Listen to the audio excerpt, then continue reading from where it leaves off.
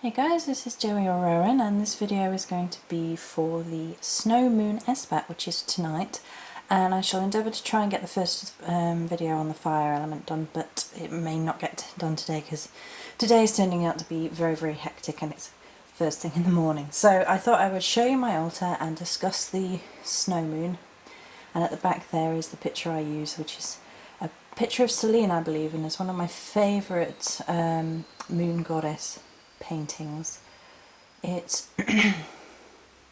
by Josephine Wall, if you're interested.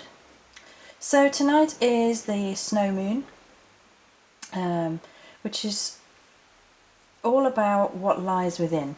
I found a beautiful quote online that was, the crone beckons, come into the darkness, explore what lies within, but November is a time that is betwixt and between. We have passed through the gateway of Samhain into the dark of the year, and we await the rebirth of light at Yule. So this is the moon of descent, gives us the opportunity to descend within ourselves and the inner realm of spirit. So this is all about reflection and looking within. It's a good time for divination. It is a good time for healing old wounds, old hurts, of getting rid of what we no longer need in time for Yule, when we are reborn into the light. So a good opportunity to connect with the goddess to help us rid ourselves of things that we wish to be rid of as we enter into the light half of the year. So I'm just going to go around my altar and show you how I have it set up and explain, explain each and every part. So first of all, they're not set up yet, they're just in their bowl, are the crystals that get cleansed and charged with the energies of the full moon. These are the ones that are currently comprising my crystal grid and my rose quartz wand, which was a gift. It's so beautiful. It's so beautiful. I love it. And a big chunky piece of citrine here, I love him too. And the crystals that are on my altar will also be put in a separate bowl and cleansed and charged by the light of the full moon after the Esbat ritual this evening. So that was just there to show you that that gets done, if you like. There's my tarot set, which is out because it is a really good time of divination. Blessed water and salt. Let's do the candle next.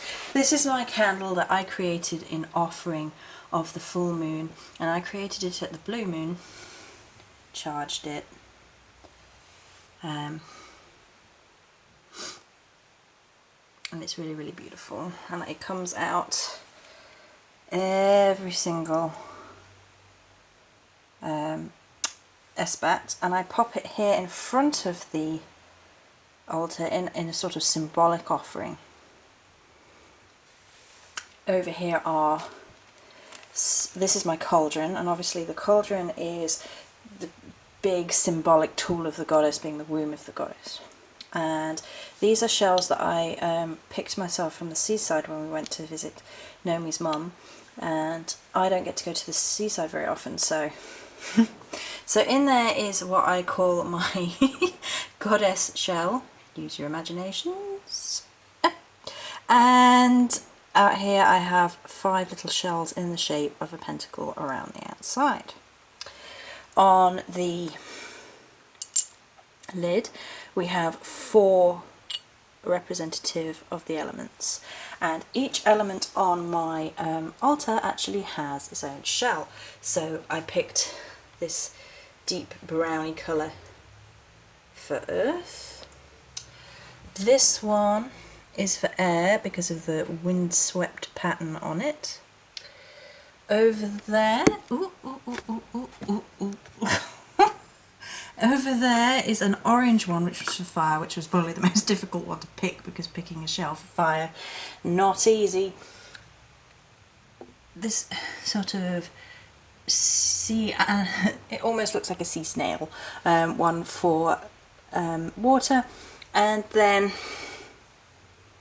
let's see if I can get this on camera. spiral for spirit, for goddess. Then we have the triple moon goddess. Symbol is actually on my main altar for the Esbat. It's usually on the Morrigan altar, but it has been shifted over. And we have the circle of amethyst and ametrine, and the toadstools that are still there, of course. And let's see, and we have a collection of rose petals, white sage, jasmine and lavender around the base. The moonstone and the sunstone are still on the pillars, and I picked two of these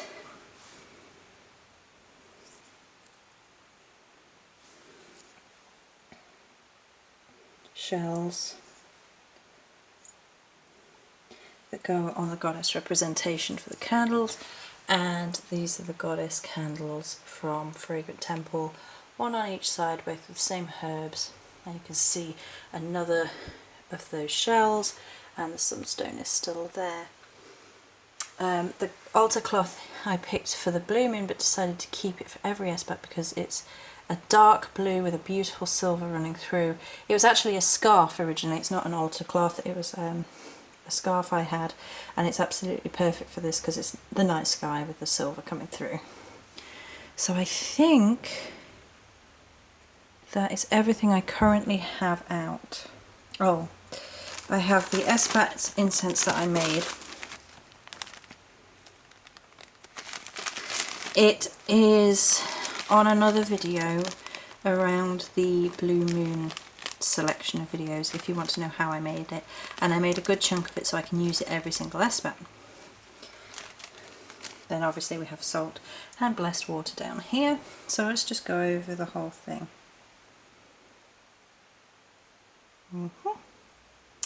I don't have my spell materials out tonight and will be spell casting tonight. If you were wondering what is it a good time to spellcast? Well, yes it is. The full moon is a time when the energies of the goddess are at her highest. Some people don't like to cast on Esbats, they prefer just to honour, and some people do both. I tend to see how I feel. If there is a need that I think is warranted, then I will cast spells on the full moon and ask the goddess to bless them, and it is my personal belief she knows whether the need is true, and therefore I have to be honest and say whether or not my need is honest and true and on her Esbat, because you know, you offend her on her Esbat, good luck to you. Basically. So the sorts of magic you could perform would be healing. This is a really good time for healing magic because of the dark nature of the time of the year. So you can heal yourself or others or with their permission, and it's going within to heal past hurts, even physical stuff, but because it's all going inward.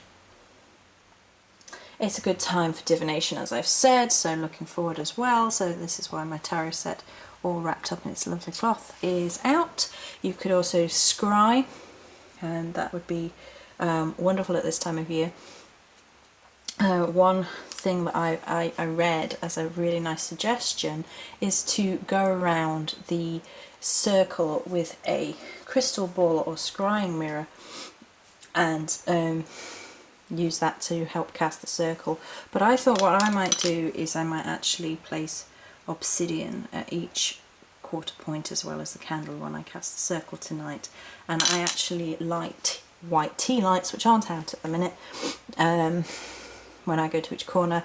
These candles are statues and stay here, so I go to each point around my circle and use a tea light.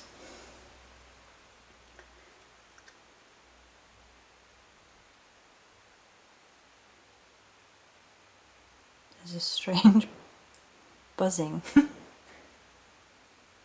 Anyway, so you can do divination, you can do healing. It's a really good time for protection magic because everything is sort of shadowed and dark, so it's sort of protecting yourself and hiding yourself from the eyes of negativity and people who would mean you harm. and then obviously in offering to the goddess. It's the time of the crone, so offering to the crone, and it is Hecat's night tonight as well, as my sister's patron goddess is Hecate, and so if you worship Hecate tonight, you know, extra extra offering. If you're going to do an offering to Hecate, I might suggest you refrain from spell work, possibly. I mean, Hecate is not my matron goddess, Morrigan is. And every full moon, without fail, I rededicate myself to the Morrigan, as is her will.